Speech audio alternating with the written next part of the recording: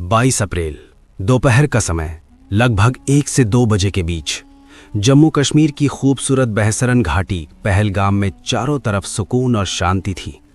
ऊंचे ऊंचे पहाड़, हरी घास से भरी वादियां और ठंडी हवाएं जो हर किसी के चेहरे पर मुस्कान ला रही थीं। पर्यटक अपने परिवारों के साथ प्रकृति की खूबसूरती का आनंद ले रहे थे। कोई तस्वीरें ले रहा था, कोई बच्चों के साथ हंस रहा था, तो कोई पहाड़ों की ठंडी हवा का मजा ले रहा था। लेकिन किसी को जरा सा भी अंदाजा नहीं था कि इन घने जंगलों के अंदर मौत छिप कर बैठी है।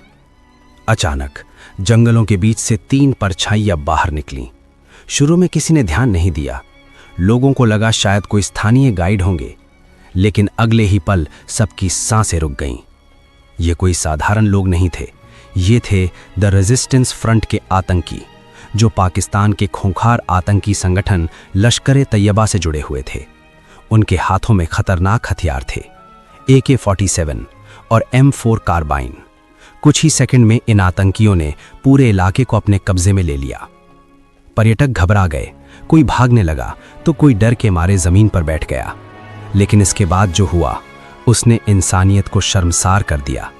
आतंकियों ने एक एक करके लोगों को लाइन में खड़ा किया और फिर उन्होंने पूछा, तुम्हारा धर्म क्या है?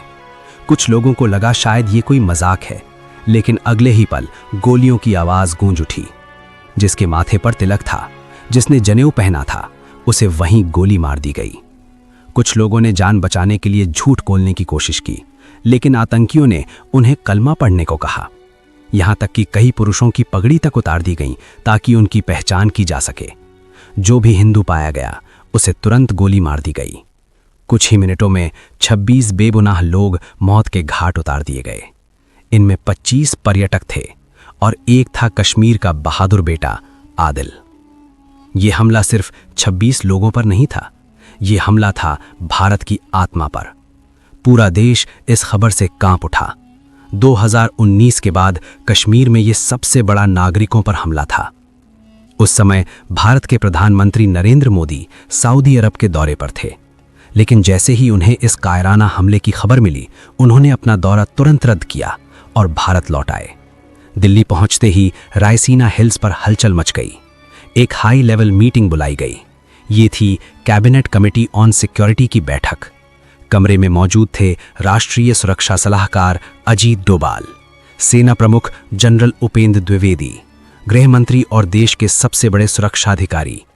कमरे में गहरा सन्नाटा था, लेकिन वो सन्नाटा तूफान से पहले का सन्नाटा था। सबके मन में सिर्फ एक सवाल था, आखिर कब तक? कब तक हम अपने निर्दोष लोगों की लाशें उठाते रहेंगे? कब तक हम शांति की बात करते रहेंगे, जबकि दूसरी तरफ आतंकवादी खून की भाषा समझते हैं? उधर पाकिस्तान में बैठे TRF आतंकियों ने बेशर्मी की सारी हदें पार कर दी, लेकिन उन्हें शायद ये नहीं पता था कि इस बार भारत चुप नहीं बैठेगा, और जब भारत जवाब देता है तो इतिहास बनता है। दिल्ली में रात हो चुकी थी, लेकिन साउथ ब्लॉक की लाइटें अब भी चल रही थीं। देश के सबसे बड़े सुरक्षा अधिकारी एक ही कमरे में बैठे थे। टेबल पर फैली थी नक्शे, सैटेलाइट तस्वीरें और खुफिया रिपोर्टें।